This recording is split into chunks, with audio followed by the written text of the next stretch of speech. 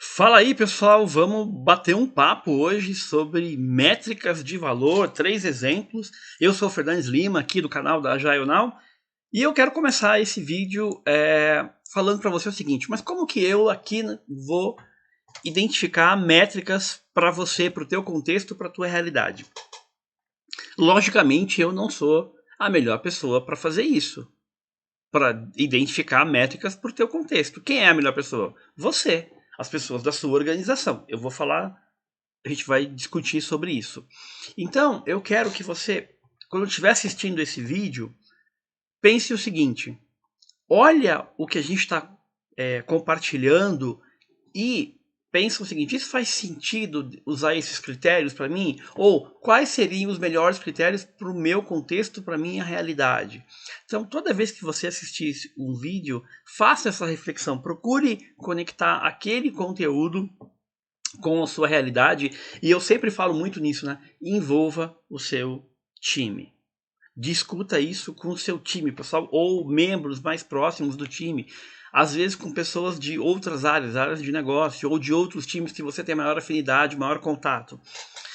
Essa simples discussão já vai trazer insights bacanas para aquele teu contexto, para aquela tua realidade. Então eu acho que isso é bem importante. Aproveita aí, já se inscreve, já ativa as notificações, já compartilha o vídeo se você curtiu, se esse vídeo contribuiu com o teu cenário de alguma forma aí. Então bora lá, vamos para os conteúdos aqui sem enrolação. Então eu quero começar com o seguinte, ponto que é importante aqui para o nosso bate-papo. A gente vai estar falando aqui de um produto digital, então de um software. Então, o nosso contexto é sempre pensando em algum software, algum produto digital, tá bom? Então, esse é o primeiro ponto. O segundo ponto é aquilo que eu falei lá no início do vídeo.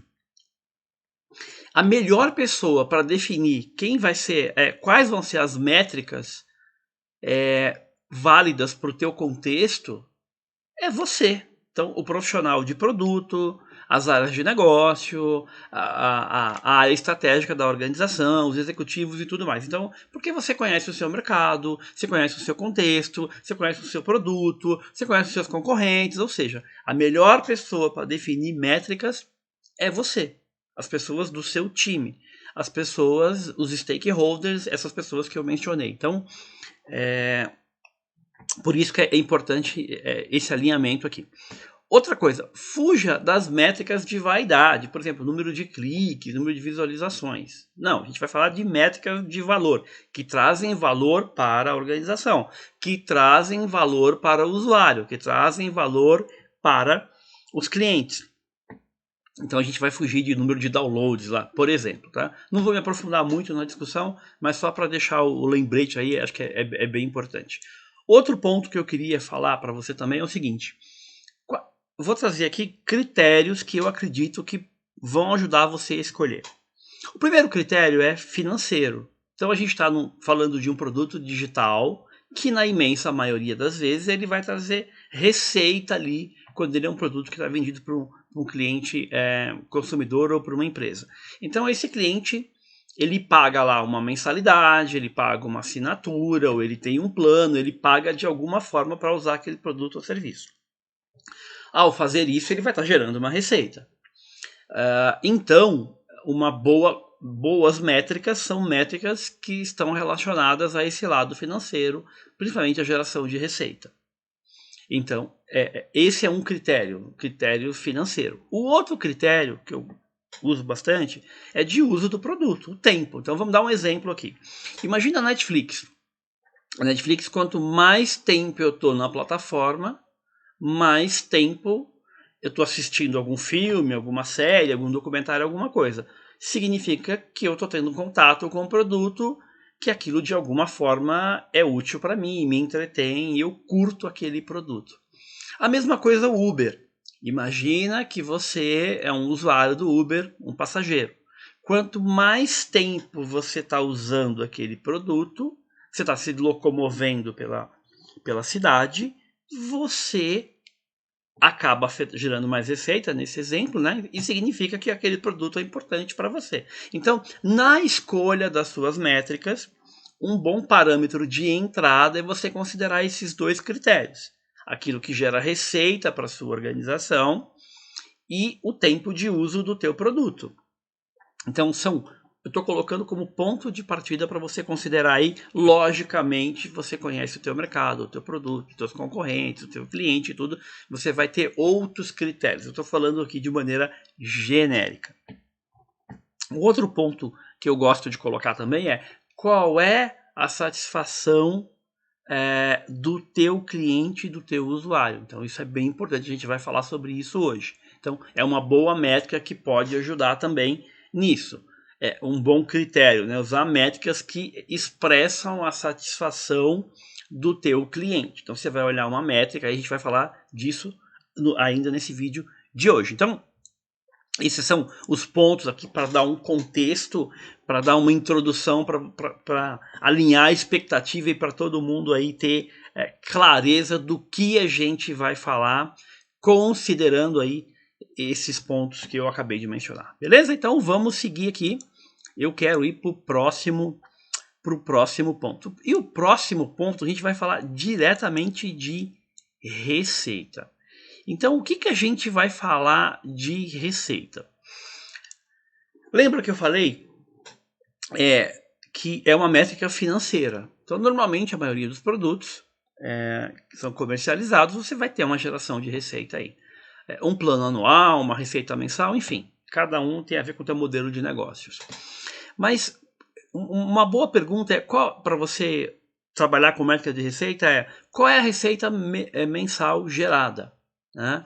Qual é a receita anual que gerada para todos os teus clientes? Qual é a receita média gerada por cliente? Então você vai atrás de métricas que são ligadas ao financeiro e que vão expressar ali tudo que está relacionado à receita. Fique atento também à questão das despesas. Muitas vezes você está tendo ali receita, mas as despesas estão crescendo também. E um outro ponto de atenção é que pode ser muito difícil você obter as despesas dependendo da realidade que você está. Então, empresas que isso está muito restrito ali a uma determinada área, por exemplo, a área financeira ou uma outra área que cuida disso. Então, às vezes, você vai ter dificuldade de ter acesso a essa informação relacionada às despesas, né, que eu estou falando aqui. Um outro detalhe que é importante você pensar é o seguinte: eu vou ter faturamento, eu vou ter a receita ali disso, né? Tirando, eu vou ter que descontar os impostos, eu tenho outros custos ali. Então, receita é uma coisa e lucro é essencial. Então, a tua organização tem que estar preocupada em ter lucro. Então, você vai ter primeiramente um faturamento, depois a receita disso, e aí você lucratividade. Então, as organizações devem perseguir a alta lucratividade, ou a maior lucratividade possível. E por que eu estou falando isso para você? Pelo seguinte: muitas vezes o teu faturamento está crescendo, a tua receita está crescendo, mas as despesas também, ou seja, o teu lucro diminui. E tem impostos que a gente tem que pagar, não tem jeito, né? E você tem outros custos dependendo do teu modelo de negócio, do teu produto, enfim, outros serviços, custos fixos. Então você precisa trabalhar sim para aumentar a tua receita, mas ficar de olho no lucro também. E pode ser que no teu cenário, no teu contexto, tenha um time ou pessoas que estejam olhando isso. Mas a gente vai focar em aumentar a receita, bacana, já é um ótimo ponto de partida. Alguém na tua organização deveria estar olhando lucratividade, em aumentar o lucro. Só aumentar a geração de receita não é suficiente, porque justamente por esse ponto que eu falei, as despesas podem subir tanto quanto você tem inflação, você tem uma série de questões turbulentas do mercado que podem influenciar direto ou indiretamente. Então, buscar o aumento de receita é importante? Sem sombra de dúvida. É uma boa métrica para você estar acompanhando, monitorando? Não tenho total certeza disso. Mas o aumento do lucro é tão importante quanto. E muitas vezes você não vai ter a informação de despesas ou outras informações que às vezes estão restritas pela forma que a tua empresa está organizada, às vezes está na mão de uma área de controladoria, enfim, não vou entrar no mérito aqui. Mas alguém precisa estar olhando para o lucro, sim, para o aumento do lucro, para a lucratividade, sim. Pensando no teu contexto de produto, você vai estar buscando melhorar a métrica de geração de receita, sempre, né? Você vai trabalhar as tuas entregas para no médio, no curto, no médio e no longo prazo aumentar a receita. A receita é importante.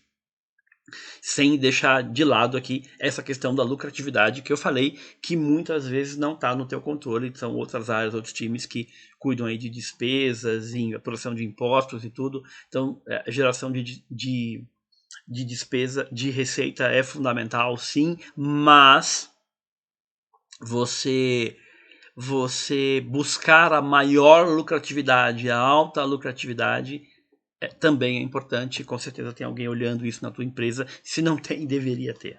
Bacana? Então vamos seguir aqui. Quero falar também.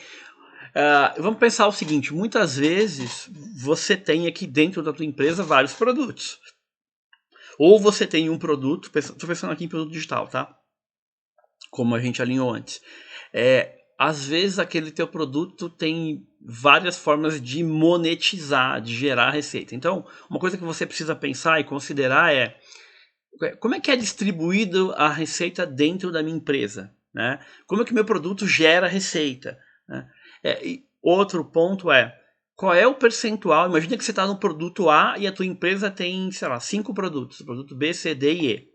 Qual é o percentual de participação do teu produto na receita total da organização?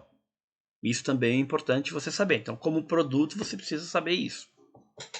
Isso vai te ajudar a saber se o teu produto está crescendo dentro do ecossistema de produto da organização ou não. Então, o ideal é que o teu produto tenha uma participação maior. Quanto maior a participação, imagina que o teu produto representa 40% da receita da organização. Isso é altamente expressivo, é um volume muito grande. Então, logicamente, o teu produto vai ter uma atenção maior de toda a organização, de áreas e times e afins.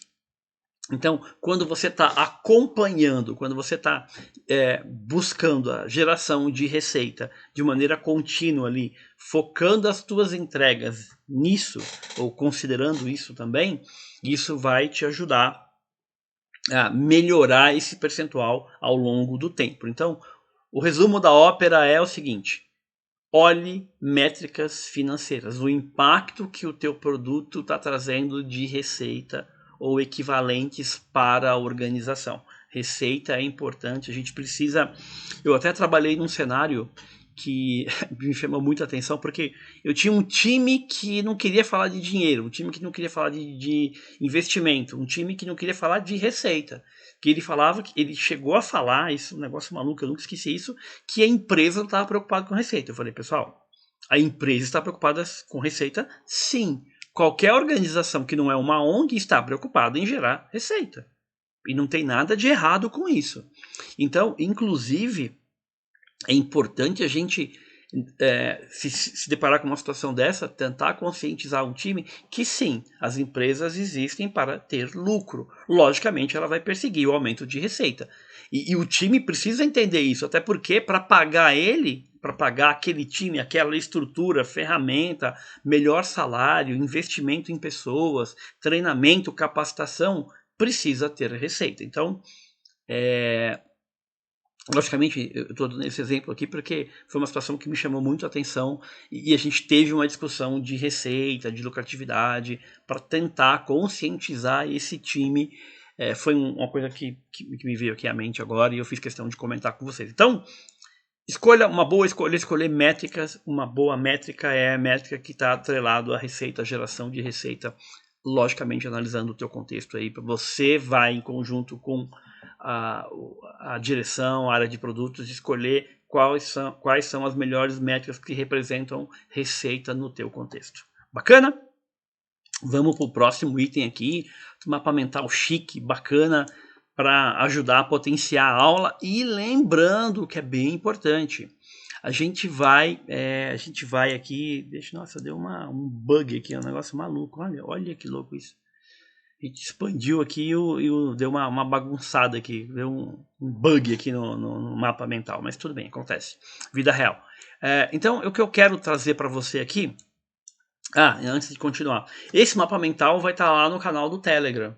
Mas eu não sei qual é o teu canal do Telegram. Clica na descrição do vídeo aí, vai ter o Linktree, você consegue acessar todas as redes. Então, voltando aqui a esse ponto nosso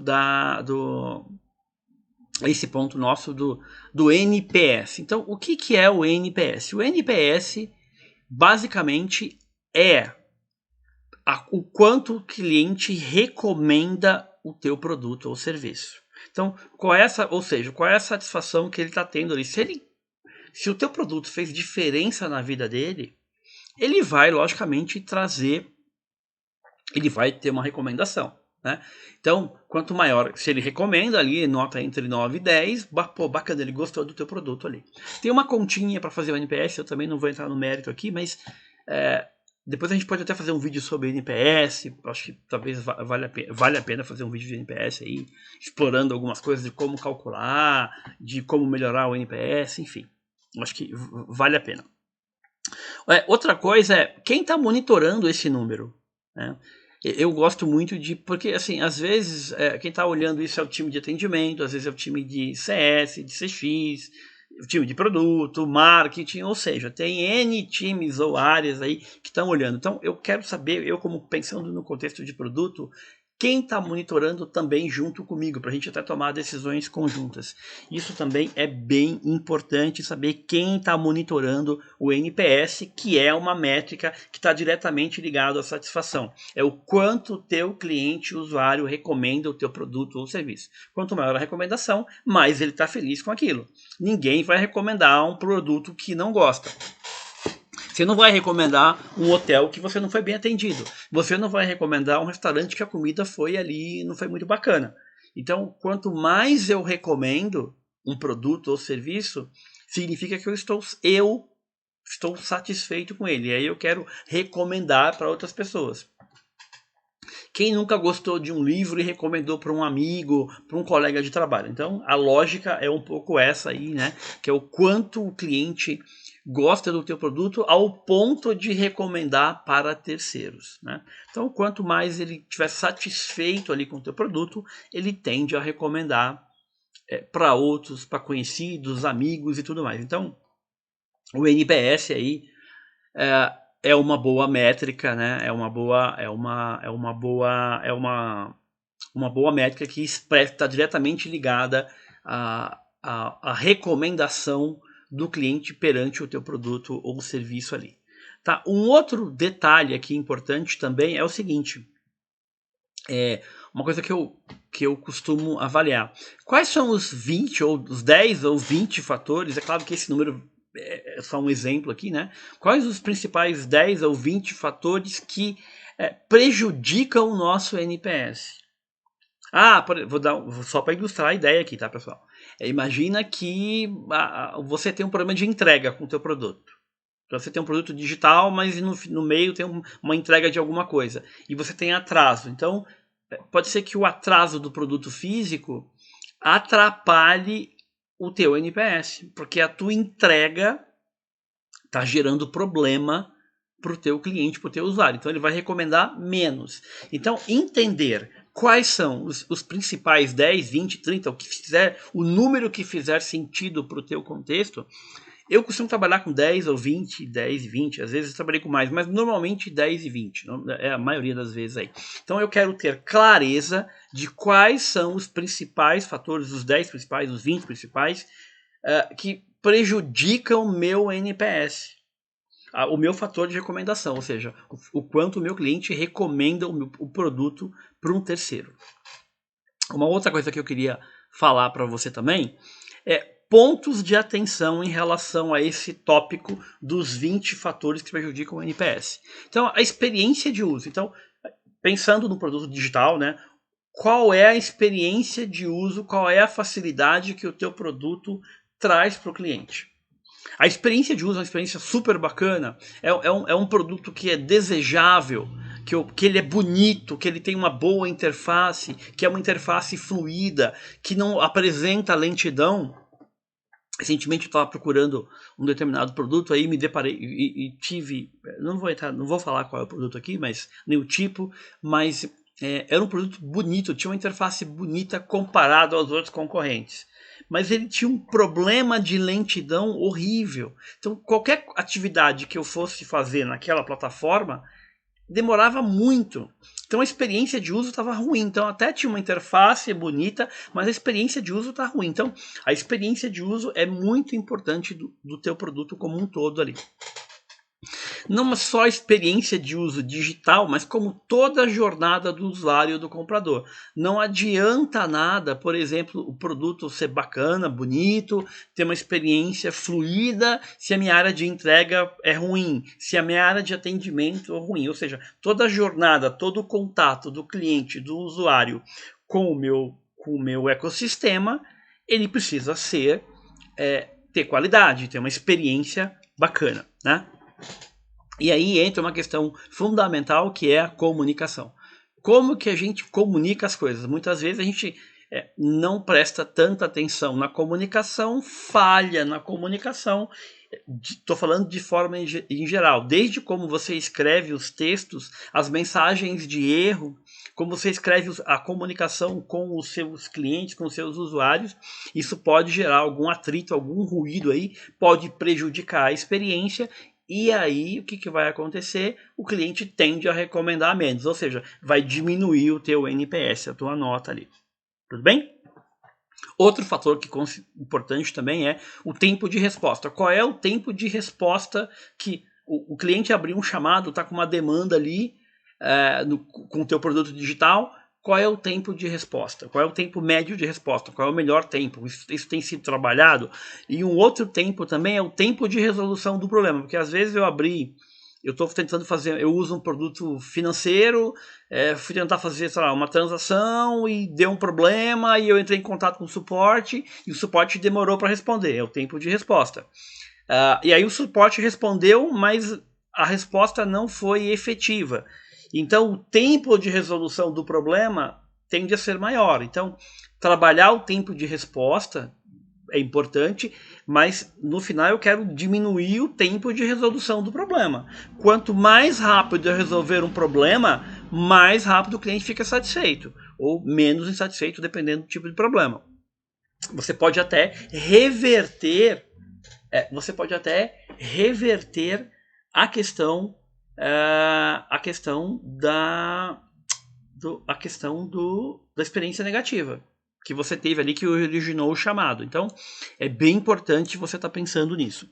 Um outro ponto também que eu gosto de mencionar, de olhar ali, é o contrário. Quais são os fatores que elevam o meu NPS? Eu posso explorar isso na questão de marketing, em diferencial competitivo, como produto, como marca, ou seja, quais os 10 ou 20 fatores que a galera curte do meu produto. Quando você tem contato com o teu usuário, com o teu cliente, isso normalmente reverbera em atendimento, aparece em pesquisa que você faz com teus usuários, no contato ali. Então isso acaba de alguma forma aparecendo ali e ajudando você a fazer esse mapeamento. Então é importante periodicamente você estar monitorando isso para gerar melhoria no teu contexto. Bacana? Então vamos seguir aqui no nosso mapa que deu defeito. Impressionante isso, né? Esqueci, coloquei o tópico flutuante aqui depois, né? E esqueci que tinha esse detalhe da expansão aqui, mas acontece. Embora eu possa fazer um truque aqui, ó. Depois eu faço o truque no mapa na versão final. Então, lembrando que esse mapa bonitão aqui, quer dizer, ou um pouquinho estragado, vamos dizer assim, ele vai estar disponível lá no canal do Telegram. Como eu acesso o canal no Telegram? Clica na descrição do vídeo, vai ter o Linktree lá onde você acessa todas as nossas redes, tá bom? Então a gente vai disponibilizar esse PDF para você poder assistir essa aula com esses materiais, para isso ajudar você a sedimentar. Compartilhe o PDF com o time, compartilhe o vídeo com o time, ou com parte do teu time, ou com áreas de negócio que você tem maior afinidade. Se logicamente você vai compartilhar se isso contribuir com o teu cenário. E eu espero sinceramente que ele contribua, que ajude. A gente faz o vídeo com essa intenção aqui, tá bom? Então vamos agora falar do churn. Então, o que é o churn? O churn tem a ver com a perda de clientes, né? Então, o que é isso, a perda dos clientes? Então, perdas é normal, sempre vai existir. Não é que é normal, é ruim perder cliente, é horrível, mas perda acontece. Então, a primeira coisa que você tem que saber, acontece, é ruim, mas faz parte da vida real. Então, a Netflix tem cancelamento de usuário. Às vezes o cara não está mais afim, por um motivo, né? Aliás, ela até usa isso, né? Cancele quando quiser. É bacana isso, tá? Então, isso a perda faz parte, né? O importante é essa perda não ser significativa, ou seja, você está ali, por exemplo, apenas mensalmente perdendo clientes. Isso é ruim. Então, por exemplo, no mês você teve 5% de perda, no outro mês você teve 8%. Então, significa, né? A gente vai falar de trajetória daqui a pouco. Então, perda faz parte, mas um parâmetro é qual é a perda média do teu segmento, qual é a perda. Vai atrás de algum parâmetro. Lógico que quanto menos perda, mais legal fica, certo? Logicamente, né? Quais são os maiores geradores aqui de perda, que elevam a perda, o churn e a evasão? Isso é fundamental você ter mapeado. Outro ponto importante não é ter só esses maiores, os 10 maiores, os 20 maiores, os 30 maiores. Tem isso mapeadinho. Logicamente que você vai começar a atuar nos maiores geradores no primeiro momento. Outro ponto é, como que a gente está atuando nesses geradores? Às vezes você está muito claro quais são os geradores, eles estão mapeados, mas você não está atuando. Eu já vivi um cenário desse. A gente sabia quais eram os problemas, mas não conseguia atuar, por N razões. Vida real. Eu trago conteúdo aqui para você direto da vida real. Então, nos contextos de agilidade que eu estou inserido, nos contextos de produto, de consultoria, enfim. Né? Claro que sempre misturando isso com estudo, com networking que a gente faz, com aprendizado com colegas e tudo mais, né?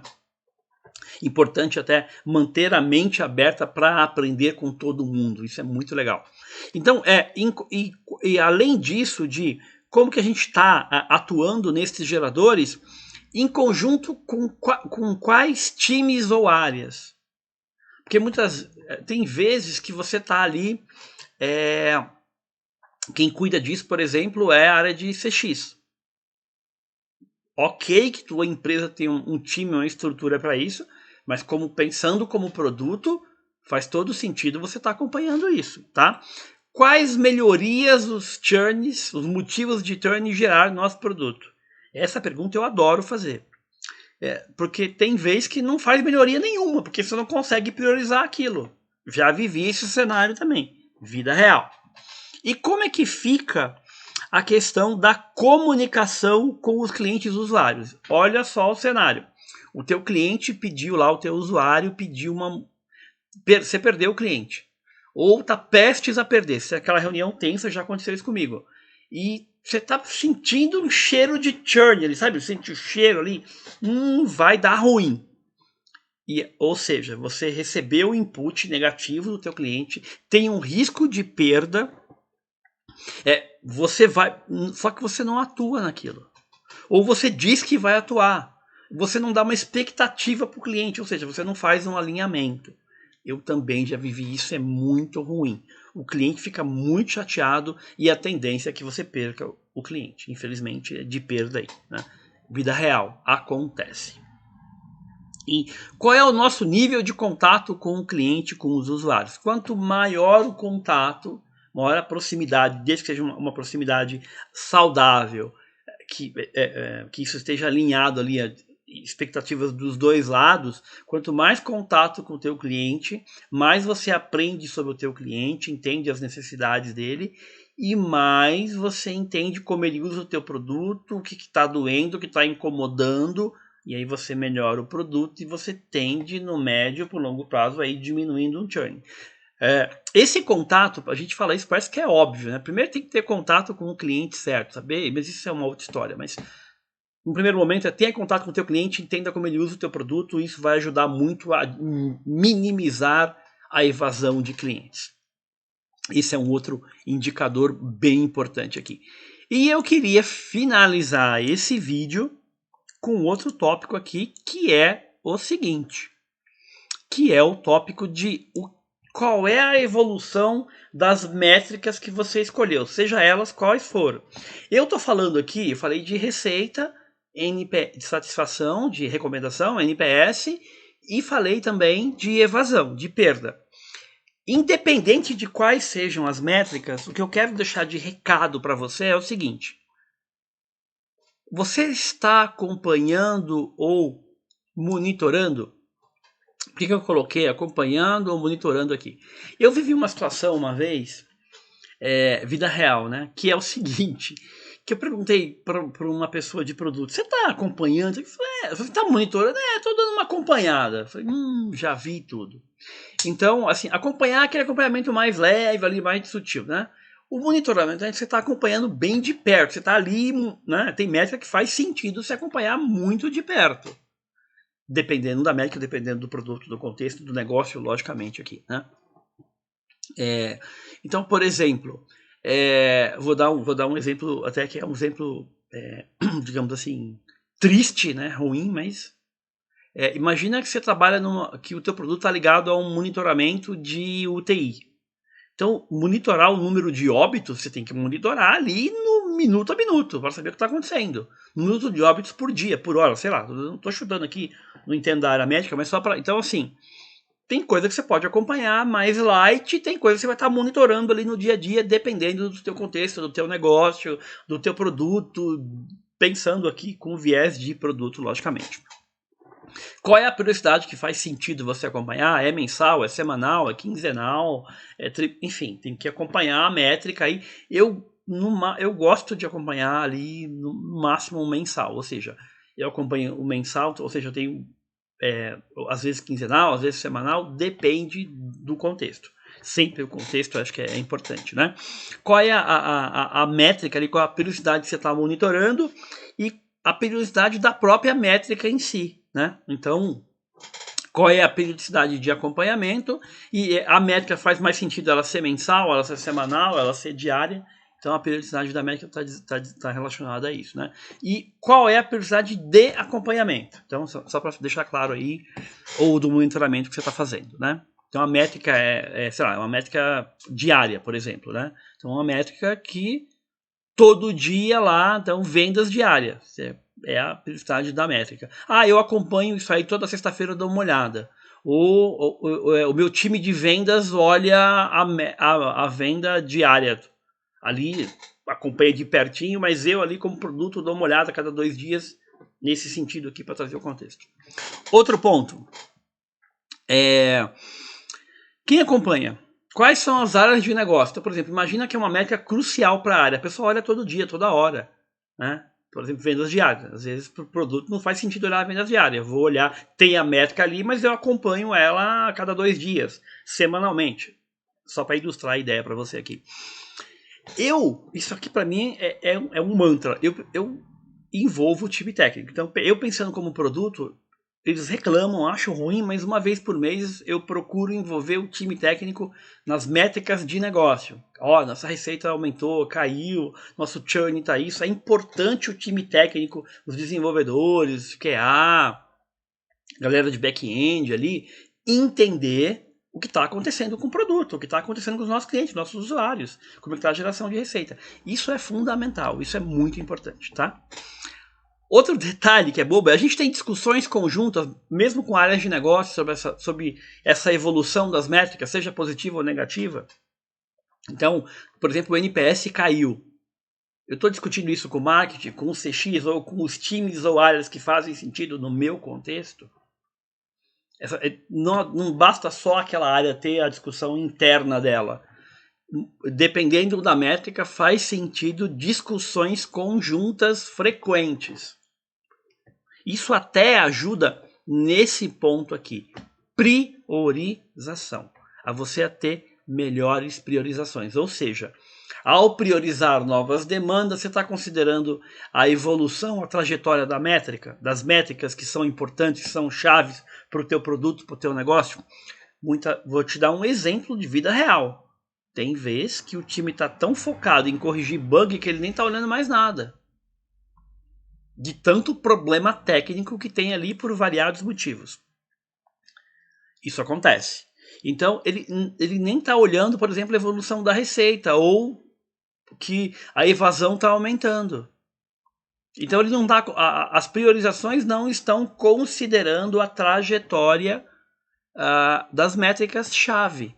Eu já vi isso acontecer. Mais de uma vez, infelizmente.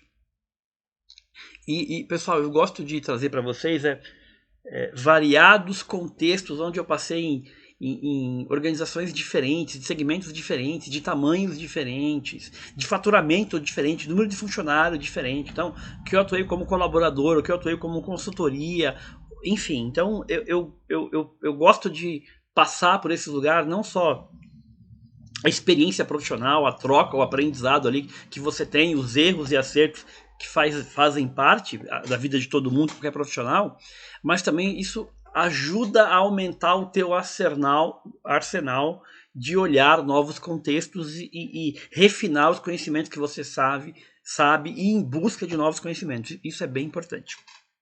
Então, e como é que estão as oscilações? Se a gente tem clareza das oscilações que estão ocorrendo em métricas-chave. Então a gente está olhando a trajetória, tem oscilações muito bruscas, você tem clareza dos motivos. Teve um contexto, uma organização que eu trabalhei, a gente estava olhando lá o aumento de faturamento dentro de um segmento de clientes. Então a gente estava olhando o aumento de faturamento e a gente segmentou os clientes, e aí a gente tinha um outro gráfico que era a trajetória de faturamento dentro dos segmentos de clientes. E a gente observou ali em dois segmentos, se eu não me engano, que tinha uma oscilação muito brusca em determinados meses. Aí a gente falou, ué, o que está acontecendo aqui? Aí a gente descobriu que tinha um pico ali, uma coisa atípica, e a partir disso a gente fez algumas mudanças no produto para tentar reproduzir esse comportamento em outros segmentos. Foi um experimento que a gente fez ali.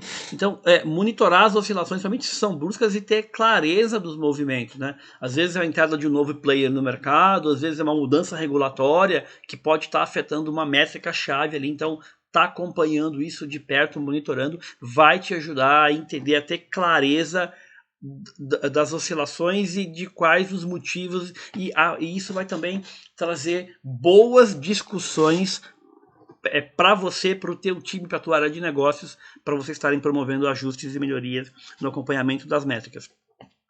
Outro ponto-chave, visibilidade. Eu tenho a seguinte linha: o máximo de visibilidade possível. Quanto mais visibilidade das métricas, logicamente que isso depende muito da organização. Tem organizações que são mais fechadas, não querem compartilhar a métrica com ninguém. Ok, já sabemos disso, mas se eu vou na linha de quanto mais visibilidade das métricas, melhor. Tem organização que é muito fechada e tá tudo bem, não tem problema, vida que segue, né? Agora, logicamente, tem métricas ou questões que são muito estratégicas, elas estão restritas a um ciclo, a um fórum mais reduzido ali. Mas, se você puder, tiver a oportunidade, eu iria na linha de métricas claras para toda organização que está movimentando ali. O que eu tenho observado é que isso é um cenário bem raro. Normalmente as empresas tratam isso de maneira muito fechada, compartilhando a fóruns bem reduzidos ali. E tá tudo bem, faz parte do processo. Beleza? E, principalmente, evoluir o processo de monitoramento, de acompanhamento das trajetórias. Você está sempre promovendo ajustes ali para estar melhorando essa evolução, esse processo, porque você sempre está aprendendo, né? Então, toda vez que você está monitorando, está acompanhando uma métrica ali, gera um aprendizado, gera insights. Registrar isso, se for possível, é uma boa prática, com certeza. Mas você periodicamente está analisando esse processo de acompanhamento e está promovendo melhorias no acompanhamento dessas métricas. Então, pessoal, foi isso. A gente acabou passando aqui por todas, né? Vou voltar aqui de novo, vou fechar aqui também, né? Então a gente acabou. Deixa eu só aprender aqui. Ah, não, olha que coisa. Corrigir o bug em tempo real aqui com você. Olha que legal, ó.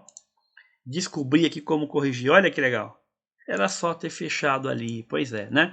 Então a gente passou aqui, a gente falou de 3 ótimos exemplos aí de métricas de valor. Trouxe um contexto do que é importante, o fato de você considerar ali a tua realidade, o teu negócio. Falei da importância de métrica financeira, por exemplo, geração de receita, você está acompanhando isso. Falei de recomendação, da satisfação do teu cliente, o quanto o teu cliente recomenda, que é o NPS. Falei da evasão, que isso vai acontecer. E por último, eu falei aqui também de a importância de você estar acompanhando a evolução das métricas chaves que foram definidas aí para o teu produto, para a tua organização. Pensando com uma cabeça de produto aqui. E a gente acabou, um bônus aqui, eu acabei corrigindo o bug do mapa mental em tempo real. Fico feliz se isso vai ajudar. Então, a gente vai gerar esse mapa mental a gente vai gerar ele em PDF e vai colocar lá no canal do Telegram, quem quiser, para você poder reforçar os conceitos, compartilhar com a tua galera e ajudar nas discussões de métricas dentro do teu contexto, métricas de valor. Então, pegue esse vídeo e usa como pontapé inicial para fomentar as discussões com o teu time, com parte dele, com áreas de negócio, com área de atendimento, com área de CX, área de CS, área de marketing. Então, a discussão de métrica é uma discussão muito legal, muito bacana, vale a pena ter. Às vezes ela pode ser um pouco desgastante, faz parte, mas espero que esse bate-papo aqui, essa aula, contribua para gerar insights e melhores definições de métricas e que você aplique esse conteúdo e faça a diferença. Então, um grande abraço, espero que você tenha curtido. Valeu, pessoal, um grande abraço e até a próxima. Valeu!